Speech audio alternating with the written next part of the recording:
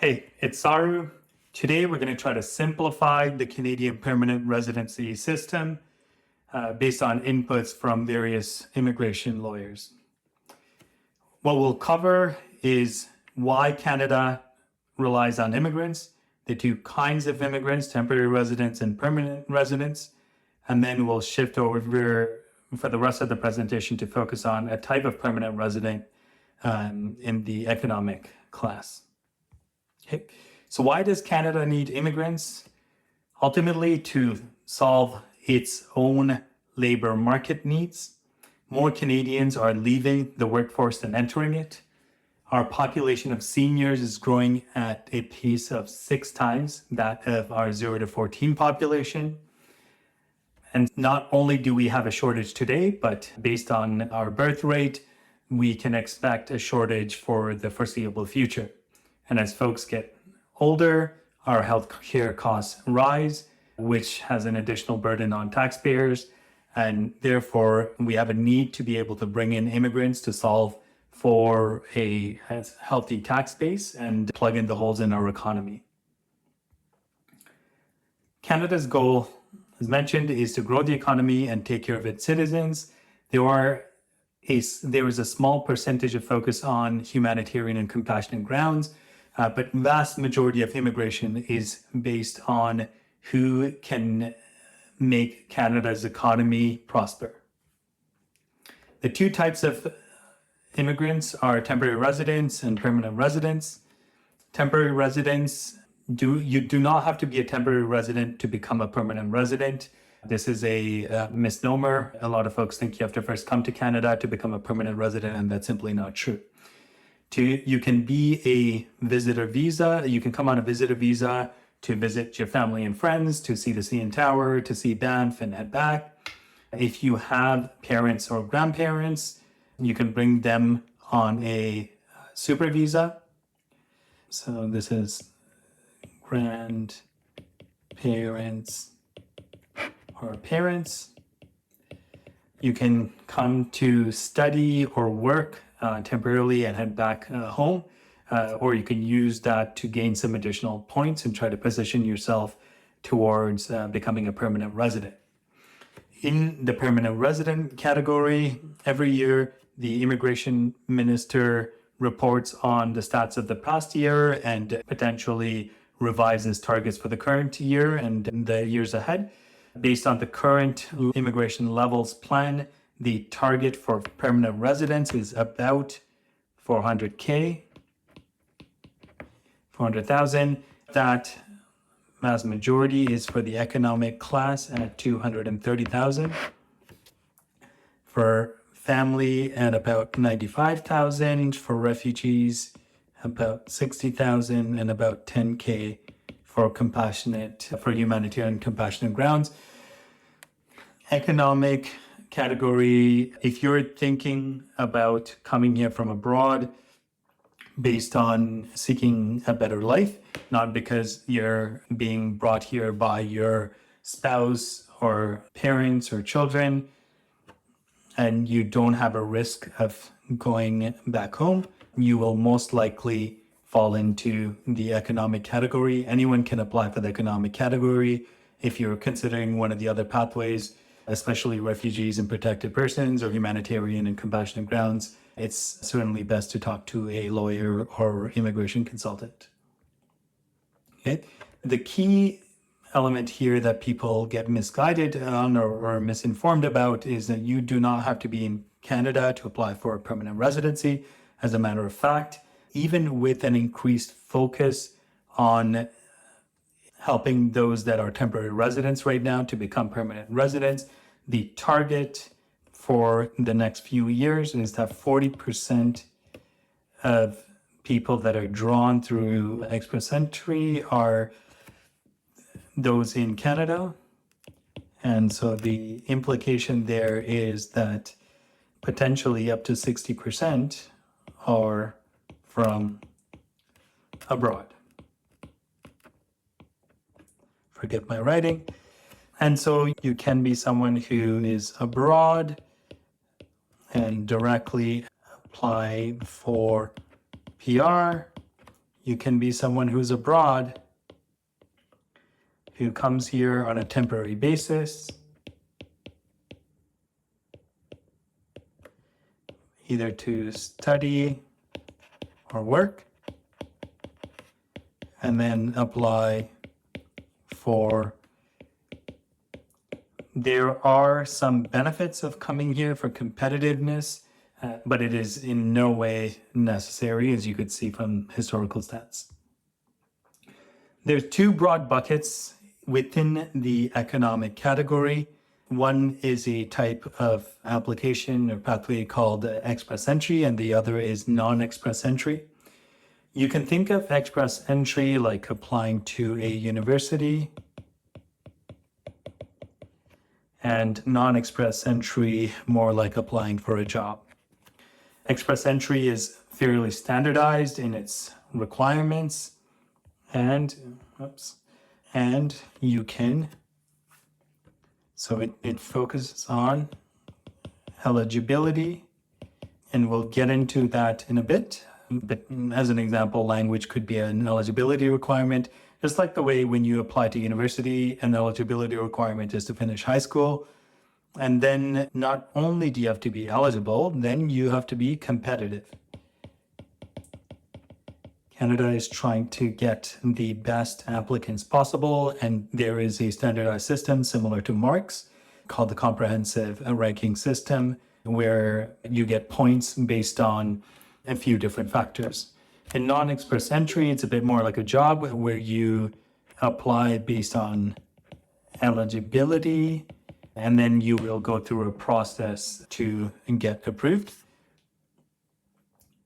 Okay. And the other factor that we should note, express entry is faster, and non-express entry is slower. Okay. Now, assuming you want to go for express entry, there are 4 what are called human capital factors. These 4 are called the human capital factors. These are the core factors that are looked at, and we'll get into that in a second. And then there's also some other elements within transferability and additional points.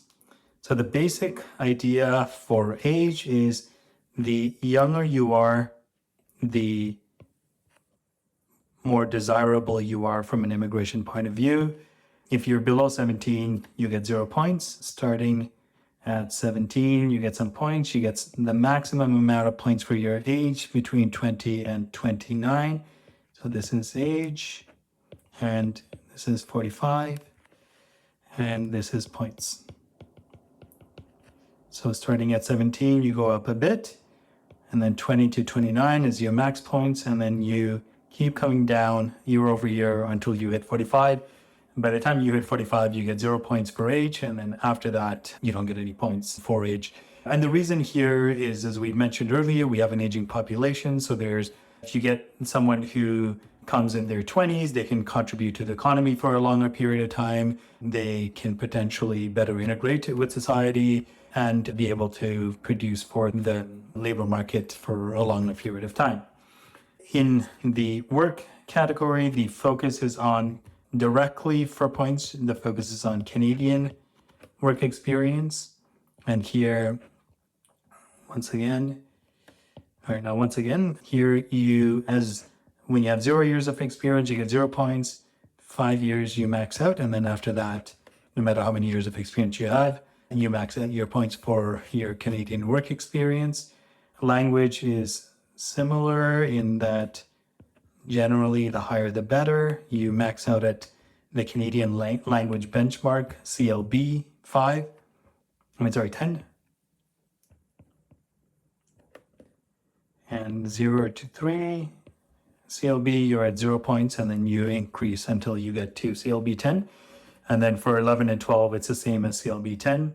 Education is similar. If you have less than 0 points, if you have less than a high school degree, you didn't finish high school, that you get 0 points. If you have a PhD, you get maximum amount of points. If you keep layering on your PhDs, it doesn't do anything beyond that.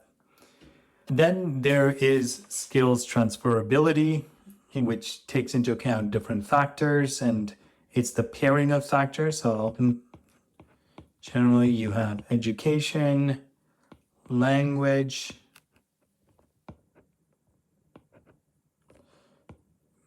foreign work, and Canadian work. And so the combination of education and foreign work experience, or the combination of education and Canadian work experience, or foreign work experience and language, or foreign work experience and Canadian work experience, these combinations based on how proficient you are will get you points in the skills transferability bucket. And then lastly, there's the additional points bucket, where if you have a sibling in Canada, or your French proficiency is high, or you have Canadian education, or for the highest points, a provincial nomination, you get additional points. And we'll do a deeper dive on this in a different session. There are over 60 different permanent residency pathways in Canada. Most of us will focus on the 3 express entry ones, the CEC, Canadian Experience Class, the Federal Skilled Worker, and the Federal Skilled Trades Program. And that's because that covers vast majority of the seats. But once you get beyond that, it's quite fragmented because every province has its own labor market needs, and it's able to compete differently for talent. And therefore, there will be difference in eligibility requirements and different levels of competitiveness in the different provinces. When we scanned across all those different programs, what we found was, broadly speaking, there were 2 buckets within express entry to look at. And this is a bit true of non-express entry too, but the focus being express entry for being a good employee. So this part here, this should actually move over here. So for these ones here, the emphasis is on being a good employee. And there are general programs like the ones I just mentioned, C, FSW,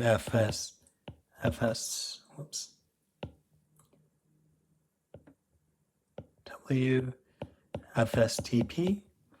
So Canadian Experience Class, you have to have Canadian work experience, and broadly speaking, skilled worker is white-collar jobs with certain degree of educational requirements, and trades is trades. And then there are category-based programs. So here, if we go to the category ones, we've got ones based on job or NOC code, National Occupation Code. And if you are in health, trade, transport, or STEM, there can be at the federal level or provincial level programs that target these NOC codes. These will change over time. In recent times, there's been more emphasis on health.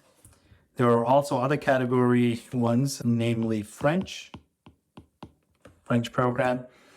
And there the intent is for Canada to attract more French speakers, especially outside of Quebec. Okay. Then the job offer program here, there is a burden of proof. So it's not that you just apply for a job in Canada from abroad and you get past interviews that you're going to get PR.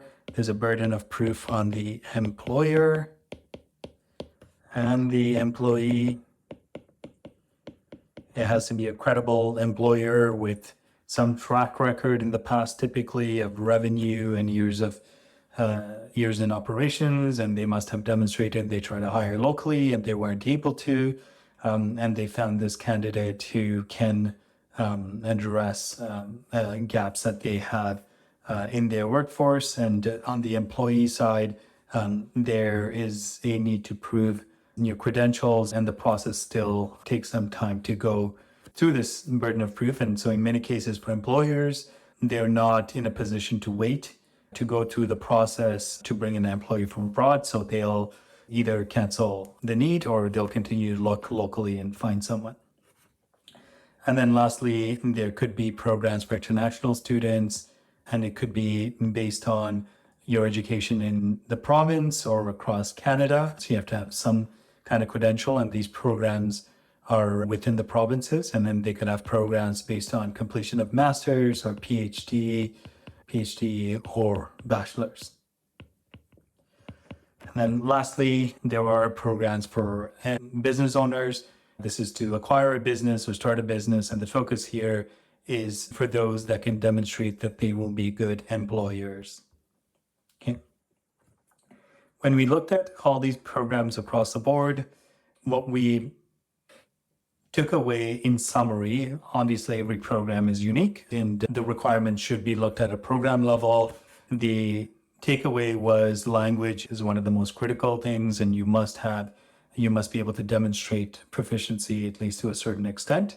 There are certain categories like trades where the requirement is not as stringent as skilled work programs, like federal skilled worker program. And work experience is also critical, because generally if you don't have sufficient work experience, then it makes sense for employers to just hire Canadians. Education tends to be more critical for some programs, and likewise with age.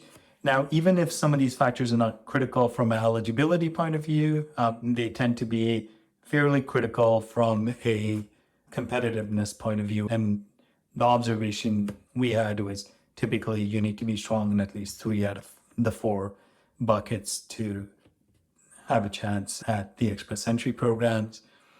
For the business one, it's a bit different. Here, it's more about either your net worth and what you're willing to invest in Canada, or it's about the strength of your business plan and idea and some proof of having some momentum in that direction. And it virtually always or almost always requires a business plan that will be reviewed. So that's a brief overview of our PR system. In the next video, we will cover the different Express Entry programs. If you have any questions, leave them in the comments, and we'd be happy to get back to you. Thank you for watching.